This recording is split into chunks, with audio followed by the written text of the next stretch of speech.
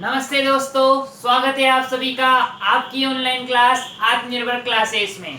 जैसा कि दोस्तों हम गणित के मैथ्स का सिलेबस स्टार्ट कर चुके हैं और उसी कड़ी में आज हम एक नई प्रश्नावली की शुरुआत करने जा रहे हैं, जो कि हमारी मैथ्स की प्रश्नावली है 16, जिसमें हम घन, घनाभ और शंकु, गोला, अर्धगोला से संबंधित हम उनके पृष्ठीय क्षेत्रफल, संपूर्ण पृष्ठीय क्षेत्रफल और आयतन से संबंधित बात यहाँ करेंगे। तो दोस्तों सबसे पहले मैं जब सोच रहा था कि इस प्रश्नावली को स्टार्ट कराऊं, तब मैंने सोचा कि क्यों ना आप लोगों को इसके मेन क्वेश्चन बता दी जाए और 5 साल के क्वेश्चन बताकर और जो आएंगे वो बता दूं। लेकिन फिर मैंने सोचा कि क्यों ना आपको पहले इस प्रश्नावली की जो सूत्र है वो बताए जाए। वैसे तो आप इस सूत्रों को याद कर सकते हो और किताब के पीछे लिखे हुए हैं वहां से देख के भी कर सकते थे, लेकिन फिर मेरे दिमाग में आया क्यों ना क्योंकि बच्चे क्या करते हैं, एक पेज लेते हैं और उसको रटने बैठ जाते हैं। तो फिर मेरे दिमाग में आया क्यों ना बच्चों को पहले सूत्रों को ऐसा समझाया जाए कि जब वो क्वेश्चन करने लगे, प्रश्न करने लगे, तो उनके दिमाग में एक ही बार में वो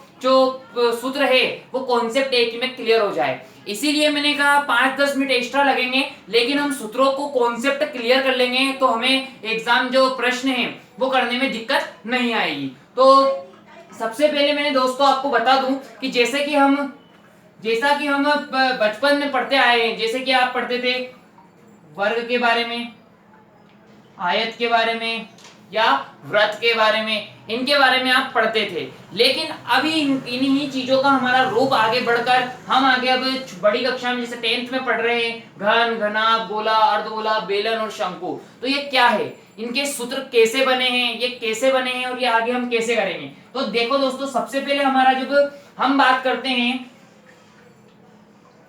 वर्ग की, तो आप जानते हैं सभी वर्ग की चारों भुजाओं से मिलकर बना हुआ चार समान भुजाओं से मिलकर बनी हुई आकृति को हम क्या कहते हैं, वर्ग कहते हैं। यानी कि वर्ग की जो चारों भुजाएं होती है वो समान होती है, बराबर होती है। उसी स्थिति में यदि हम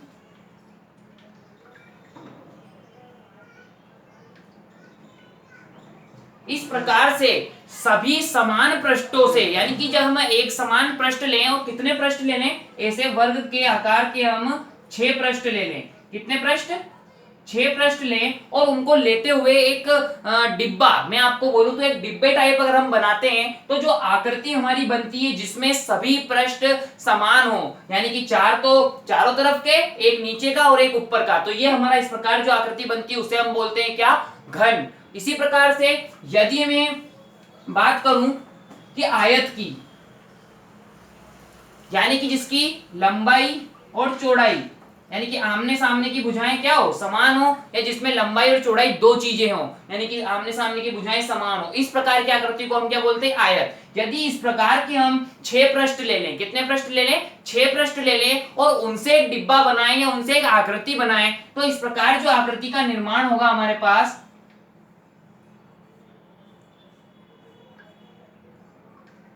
इस प्रकार जो आकृति का निर्माण होगा वो आकृति हमारी कहलाएगी घनाभ। ठीक है दोस्तों, तो अभी सबसे पहले हम घन और घनाभ से संबंधित जो सूत्र होते हैं उनको कंठस्थ करेंगे, उसके बाद हम आगे के हमारे गोला, अर्धगोला, बेलन पढ़ते हैं। तो जल्दी से सबसे पहले जो हमारे सूत्र होते हैं क्या क्या बनते हैं, तो सबसे पहले हमारा घन, जो मैंने आकृति आपके सामने बना रखी है, जिसके अंदर कितने पृष्ठ होते हैं, 6 पृष्ठ होते हैं। तो इसका ये किससे मिलकर बना होता है, हमारा वर्ग से। और वर्ग का क्षेत्रफल आप जानते हो भुजा स्क्वायर होता था। तो जब हम घन के पृष्ठीय क्षेत्रफल का, यानी कि चारों दीवारों की, या तो पृष्ठीय भी बोल सकते हैं या पृष्ठीय नहीं आए तो आप चारों दीवारों की हम अगर बात करें, तो घन की जो चारों दीवार होगी चारों तरफ की, उसका अगर हम क्षेत्रफल लेंगे तो वो क्या हो जाएगा हमारा, 4 इंटू भुजा स्क्वायर। यदि हम 4 को नहीं 6 को 6 ही भुजा लेने, चारों तरफ की, एक ऊपर की एक नीचे की, और 6 ही भुजाओं का, यानी कि हम किसकी बात करें, अगर संपूर्ण यानी कि पूरे घन की बात करें, उसका क्षेत्रफल हमें निकालना है, तो कितने पृष्ठ हो जाएंगे, 6, और सूत्र हमारा वो का वही 6 इंटू भुजा स्क्वायर। इसी प्रकार से अगर आपसे बात की जाए किससे, घन का आयतन आपको ज्ञात करना है। अब बहुत से बच्चे आयतन में कंफ्यूज होते हैं कि आयतन क्या है। तो देखो दोस्तों, जब हम क्षेत्रफल की बात करते हैं, आप एक ही बार में समझ लीजिए कि हम इसमें क्षेत्रफल और आयतन दो चीजों की बात करेंगे। तो क्षेत्रफल क्या होता है और आयतन का अर्थ क्या होता है, आपको ये बात ध्यान होनी चाहिए, क्योंकि हम इस पूरी प्रश्नावली में क्षेत्रफल और आयतन सभी इन 6 चीजों के हम क्षेत्रफल ज्ञात करेंगे या आयतन ज्ञात करेंगे। तो हमें सबसे पहले ये याद होना चाहिए कि क्षेत्रफल किसे कहते हैं और आयतन किसे कहते हैं। तो हम जब भी क्षेत्रफल की बात करते हैं तो क्षेत्रफल से अर्थ मतलब होता है उस चीज की, जिस भी चीज की हम बात कर रहे हैं उसके बाहर का क्षेत्र। जैसे मैं अगर आपसे बात करूं तो ये एक बोर्ड है, आयताकार ये बोर्ड है, तो इसके बाहर जो ये पृष्ठ है इसकी मैं बात कर रहा हूं। इसी प्रकार अगर हम घन की बात करेंगे तो घन के जो हमारे चारों तरफ की भुजाएं और ऊपर नीचे की भुजाएं, उसके चारों तरफ का जो पृष्ठ है मैं उसकी बात कर रहा हूं, तो वो हो जाता है हमारा पृष्ठ, यानी कि पृष्ठ की बात करते हैं तो वो हो जाता है हमारा क्षेत्रफल। जबकि आयतन का अर्थ यह होता है कि आयतन का मतलब होता है कोई भी चीज हुई तो उसके अंदर के हमारी क्या क्या भर सकते हैं। जैसे कि अगर मैं फॉर एग्जाम्पल आपके सामने ये एक डब्बा लेता हूं, यदि हम इसकी क्षेत्रफल की बात करेंगे तो इसके बाहर का, ऊपर का और नीचे का क्षेत्र की बात करते हैं। लेकिन अगर हम आयतन की बात करते हैं तो इसके अंदर कितना लीटर पानी आ सकता है या कितना हम जल भर सकते हैं, यदि हम कोई लिक्विड भर रहे हैं या इसमें कोई कितनी गैस आ सकती है, तो इसके अंदर हम क्या कितना भर रहे हैं, उस भरी हुई वस्तु की अगर हम बात करें तो वो होती है हमारी क्या, आयतन। तो आपको अच्छी तरीके से समझ में आया होगा क्षेत्रफल और आयतन का मतलब। अब हम आगे बात करते हैं आयतन। यदि हम घन का देखेंगे तो घन का आयतन हो जाता है हमारा भुजा क्यूब। एक और बात, क्षेत्रफल में हमेशा हम स्क्वायर लगाते हैं, जबकि आयतन में हमेशा हम क्या लगाते हैं, क्यूब लगाते हैं। जैसा आपने देखा होगा वर्ग सेंटीमीटर स्क्वायर, और जबकि क्यूब में लगता है सेंटीमीटर क्यूब। अगर सेंटीमीटर के ऊपर स्क्वायर लगा है यानी कि क्षेत्रफल की बात हो रही है, और क्यूब लगा है यानी कि किसकी बात हो रही है, आयतन की बात हो रही है। तो ये चीजें समझना, हमारे छोटी छोटी चीजें होती है जो हमें समझना जरूरी होता है। इसी प्रकार घन के विकर्ण की बात करें, विकर्ण क्या होता है दोस्तों, यदि हम इसके अंदर बात करें तो सामने वाले दो सिरों को मिलाते हुए अगर हम एक रेखा खींचें तो वो हो जाती है हमारी क्या, विकर्ण। जैसे कि एक पृष्ठ पर लेके बता दूं मैं आपको, तो आमने सामने के सिरों को मिलाने वाली रेखा को हम क्या कहते हैं, विकर्ण कहते हैं। ठीक है दोस्तों, तो ये होता है हमारा √3 इंटू भुजा। ये हो गई हमारी किसकी बात, घन की बात। तो आपको सभी को याद होगा, सबसे पहले हम बात करेंगे घन के चारों दीवारों के क्षेत्रफल की, तो क्या होगा मेरे साथ बोलिए, 4 इंटू भुजा स्क्वायर। यदि सारे 6 ही भागों की बात करेंगे, संपूर्ण पृष्ठीय क्षेत्रफल की बात करेंगे घन की, तो क्या होगा 6 इंटू भुजा स्क्वायर। यदि हम घन के आयतन की बात करेंगे तो क्या हो जाएगा, भुजा क्यूब। यदि हम घन के विकर्ण की बात करेंगे तो √, इंटू भुजा।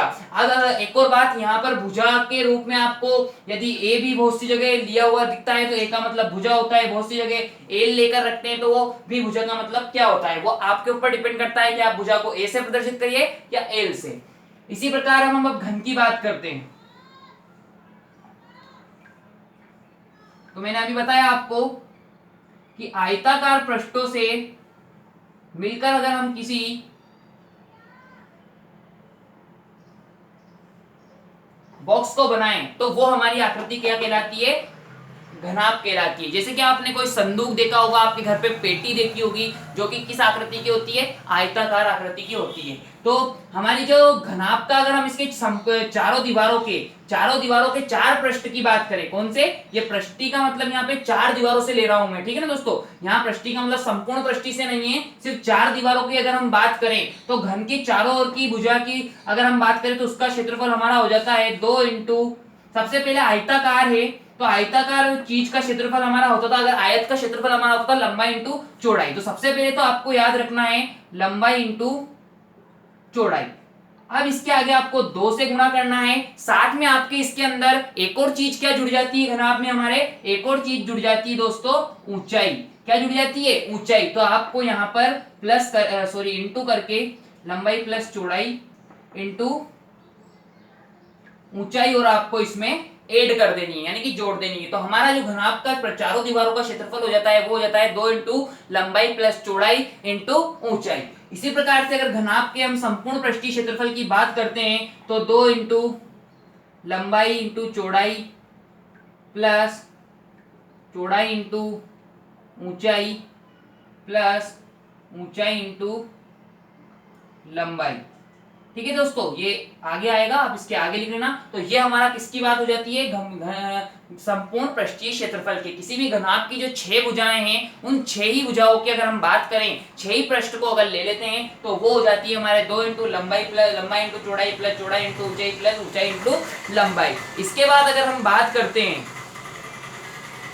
घनाभ का आयतन हमारा हो जाता है। घनाभ का आयतन क्या होता है दोस्तों, तो घनाभ का आयतन हमारा होगा लंबाई इंटू चौड़ाई इंटू ऊंचाई, लंबाई इंटू चौड़ाई इंटू ऊंचाई। इसी प्रकार से घनाभ का विकर्ण हमारे पास हो जाता है √3 इंटू, घनाभ का विकर्ण हमारे पास हो जाता है दोस्तों अंडर रूट लंबाई का स्क्वायर प्लस चौड़ाई का स्क्वायर प्लस ऊंचाई का स्क्वायर। यानी कि इसको आप यदि हम लंबाई को लें एल से तो L square into B square into H square, ये हमारा क्या हो जाता है, सॉरी प्लस का चिन्ह आएगा, ये हमारा हो जाता है किसका, घनाभ का विकर्ण का क्षेत्रफल।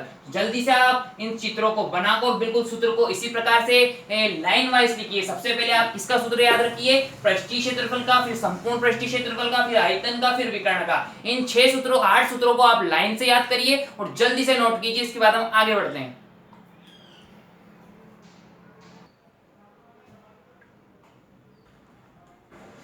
हाँ, तो घन और घनाभ के बाद हम बात करते हैं अब गोले की। जैसा कि आपने गोले की हम बात करते हैं तो आपने देखी होगी गेंद जो होती है हमारी वो होती है गोलाकार होती है, यानी कि अंदर से खोखली भी होती है। इसी प्रकार से यदि हम ठोस की बात करें तो यहाँ पर हम पहले गोले को मानकर चलेंगे, गोला अंदर से ठोस होता है, ठीक है। तो गोले का अगर हम पृष्ठीय क्षेत्रफल यानी कि बाहर के पृष्ठ की बात करेंगे तो पृष्ठीय क्षेत्रफल हमारा हो जाता है 4πr², ठीक है दोस्तों। इसी प्रकार से यदि अर्धगोले की बात करेंगे, अर्धगोला यानी कि आधे गोले की, यदि इस प्रकार से मैं बात करूं, आधे गोले के अगर हम भार के पृष्ठ की बात करेंगे तो आधे गोले का भार का पृष्ठ हमारा 4, ये 4πr², इसमें 2 का भाग दे देंगे तो कितना बचेगा, 2πr²। ये हो जाता है हमारा अर्धगोले के पृष्ठीय क्षेत्रफल, यानी कि बाहर के पृष्ठ का क्षेत्रफल। उसके बाद गोले के आयतन की हम बात करते हैं तो गोले का आयतन क्या हो जाता है हमारा 4/3πr³। इसी प्रकार से अर्धगोले का आयतन की बात करेंगे तो इसमें 2 का भाग दे दीजिए तो वही 2/3πr³। इसी प्रकार से यदि हमारा अर्धगोले का संपूर्ण पृष्ठीय क्षेत्रफल, अब हमारा यहाँ पर अर्धगोला जो है वो उसके हम संपूर्ण पृष्ठ की बात करेंगे, यानी कि जो अंदर का भाग है वह भी हम इसके साथ में क्या करेंगे, जोड़ेंगे। तो संपूर्ण पृष्ठीय क्षेत्रफल की अगर हम बात करते हैं अर्धगोले के तो वो हो जाता है हमारा 3πr²। इसके साथ में 2 सूत्र और आपको याद रखने हैं। यदि गोला खोखला हो, यानी कि जो हमारी गेंद होती है जैसे वो कैसी होती है, खोखली होती है, तो खोखले गोले का संपूर्ण पृष्ठीय क्षेत्रफल क्या हो जाता है 4πr1² -r2²। यानी कि इस प्रकार से यदि एक तो त्रिज्या जो होती है हमारी वो बाहर वाली त्रिज्या जो होती है वो पूरी त्रिज्या होती है और एक अंदर वाली त्रिज्या होती है वो थोड़ी छोटी त्रिज्या होती है। तो R1 जो है हमारी वो है ग्रेटर देन R2, यानी कि R1 जो त्रिज्या रहेगी वो बड़ी त्रिज्या रहेगी और R2 छोटी। इस प्रकार के प्रश्न भी हमें एग्जाम में देखने को मिलेंगे अभी। इसी प्रकार से गोली कोश का आयतन यदि हमें ज्ञात करना है खोखले गोली कोश का तो 4/3πr1³ -r2³। दोस्तों आप इसे नोट कीजिए। इसके बाद हम 5 साल में हमारे कौन से सवाल इंपोर्टेंट बनते हैं, आप मेरे साथ वीडियो में लगातार बने रहे। हम 5 साल की जो सवाल है इंपोर्टेंट जो पिछले सालों में आए हैं वो भी देखेंगे और क्या आने जैसे सवाल हैं हमारे वो भी हम देखेंगे। जल्दी से आप इसे नोट कीजिए।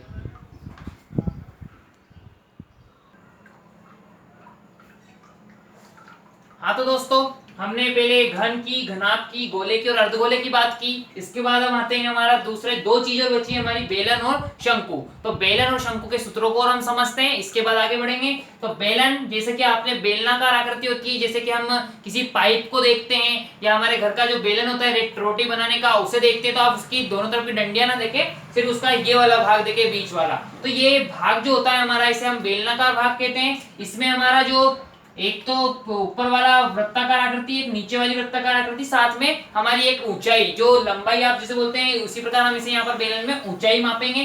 तो सबसे पहले हम अगर बेलन के वक्र पृष्ठीय यानी कि भार के पृष्ठ की बात करें तो देखिए आप जानते हैं ये हमारी जो परिधि होती है हमारी 2 पाई आर, क्या होती है 2 पाई आर। तो परिधि और साथ में हम उसकी क्या ले लेंगे ऊंचाई, तो दोनों को अगर हम इंटू कर दें 2 पाई आर ए, तो ये हमारा हो जाता है किसका क्षेत्रफल, वक्र पृष्ठीय क्षेत्रफल। अगर हम संपूर्ण पृष्ठीय क्षेत्रफल की बात करें तो देखिए दो तो हमारे पास क्या है वृत्त है, तो वृत्त का क्षेत्रफल हमारा होता है पाई आर स्क्वायर, तो इसके आगे हम क्या लगा देंगे 2, तो 2 पाई आर स्क्वायर। साथ में हम इसका जो पृष्ठीय क्षेत्रफल है उसे भी क्या कर लेंगे जोड़ लेंगे 2 पाई आर है। जब इन दोनों को जोड़ेंगे 2 पाई आर कॉमन आ जाता है हमारा यहाँ से, तो अंदर बच जाएगा हमारा आर प्लस एच। दोनों सूत्र में से आप कोई सा भी लगा सकते हैं।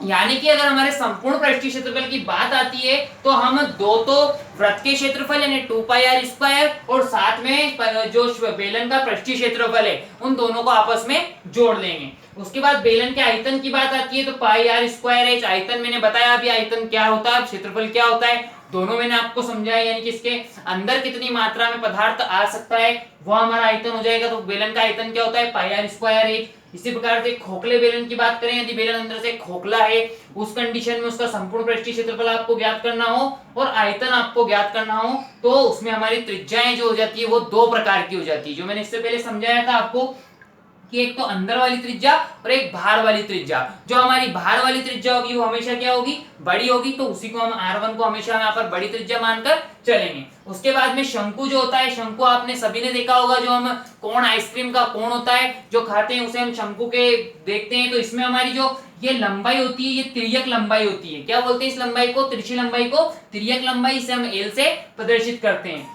जब हम इसकी तिर्यक लंबाई का क्षेत्रफल ज्ञात करते हैं, तिर्यक पृष्ठ की अगर हम क्षेत्रफल ज्ञात करते हैं तो वो हो जाता है हमारा एक तो इसमें त्रिज्या ऊपर वाली, एक हमारा एल यानी कि इसकी तिर्यक लंबाई, साथ में इसका पाई यानी कि पाई आर एल से हम इसको क्षेत्रफल को ज्ञात करते हैं। साथ में शंकु का अगर हमें संपूर्ण पृष्ठीय क्षेत्रफल ज्ञात करना है तो पाई आर एल जो इसका वक्र पृष्ठीय क्षेत्रफल है उसके साथ में हम इसके ऊपर वाला जो ये वृत्ताकार आकृति यानी कि वृत्ताकार आकृति यानी कि वृत्त का क्षेत्रफल हम इसमें क्या कर देंगे जोड़ देंगे। तो हमारा जो शंकु का संपूर्ण पृष्ठीय क्षेत्रफल हो जाता है वो हो जाता है pi r square plus pi r l. इसी प्रकार से शंकु के आयतन की बात करें तो 1/3 पाई आर स्क्वायर एच। साथ में अगर हमारा यहाँ से एक इंपॉर्टेंट क्वेश्चन और बनता है, शंकु की तिर्यक लंबाई हमसे बहुत से क्वेश्चनों में पूछी जाती है, तो आपको ये सूत्र याद रखना है, एल बराबर H square plus R square. ठीक है दोस्तों, तो ये तो बात हुई हमारे घन, घनाभ, शंकु, बेलन, अर्धगोले, सभी 6 ही जो हमारे मेन सूत्र होते हैं उन सूत्रों की बात हुई। इसके बाद हम देखते हैं हमारे कहां से कौन कौन से क्वेश्चन इंपोर्टेंट होते हैं जो इस प्रश्नावली में आते हैं और आने की संभावना होती है। तो आप जल्दी से इसे नोट कीजिए, इसके बाद हम 5 सालों में आए क्वेश्चनों को देखेंगे।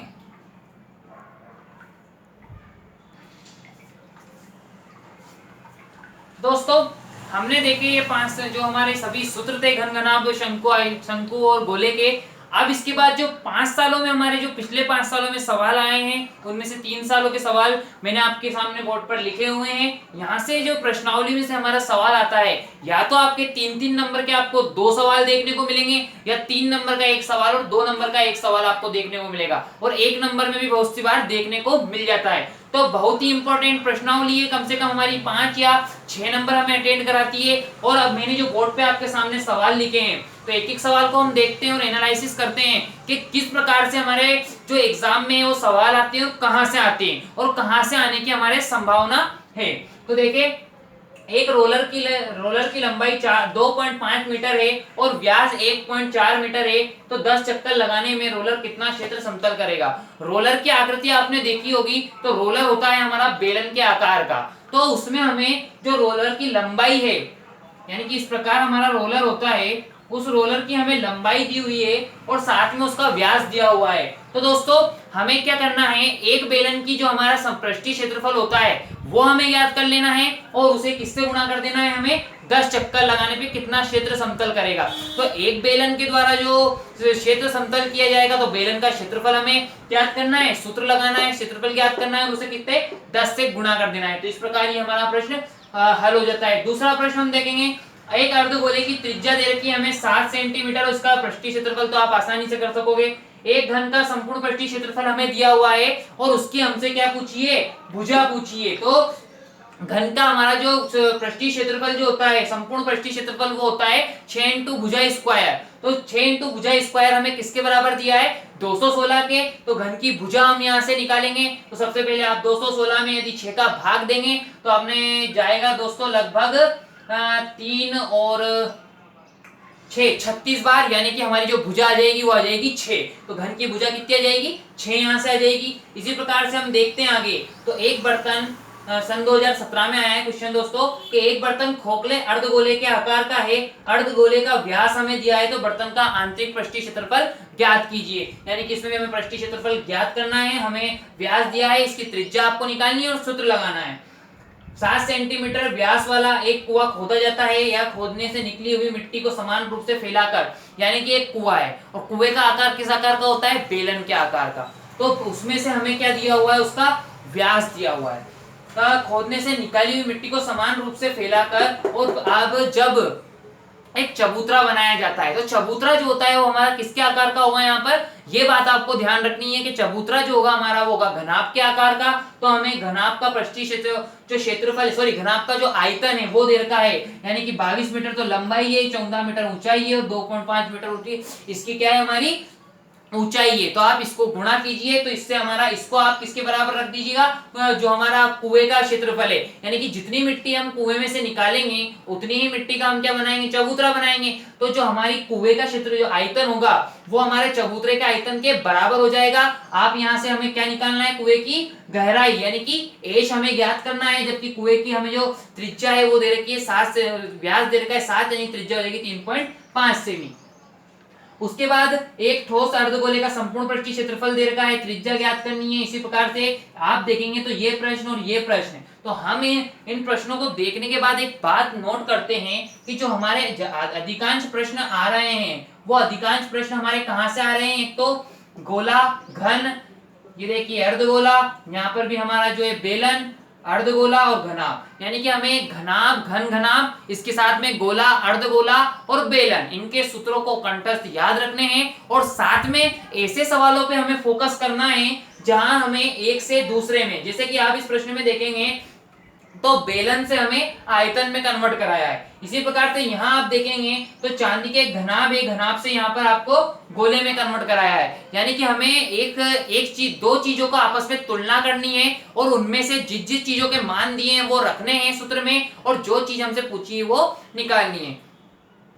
तो दोस्तों आज की क्लास तो हमारी यहीं समाप्त करेंगे हम, उसके बाद आगे बढ़ेंगे। आप इन प्रश्नों को चाहे तो नोट कर सकते हैं, चाहे तो स्क्रीनशॉट ले सकते हैं और आप इन्हें घर पर करने की प्रैक्टिस करना। मैं आने वाली अगली वीडियो में आपको और 2020 के जो आपके एग्जाम है 16 प्रश्नावली से 5 नंबर के कौन कौन से आ सकते हैं उन सवालों को आपको कराऊंगा, और कौन कौन से सवाल और रह गए हैं वो आपको नोट कराऊंगा। तो आप इंतजार कीजिए आने वाली वीडियो का। और अभी तक आपने अगर सब्सक्राइब नहीं किया है चैनल को तो सब्सक्राइब कीजिए, साथ में सभी दोस्तों तक फिर इसको शेयर कीजिए। और दोस्तों समय बहुत कम रह गया है, ज्यादा से ज्यादा पढ़ाई कीजिए, मेहनत कीजिए, आप जरूर साकार होंगे और आपके अच्छे से अच्छे मार्क्स हमारे जो मैथ्स में हैं वो आएंगे। इसी के साथ आज की वीडियो को यहीं समाप्त करते हैं। जय हिंद, जय भारत।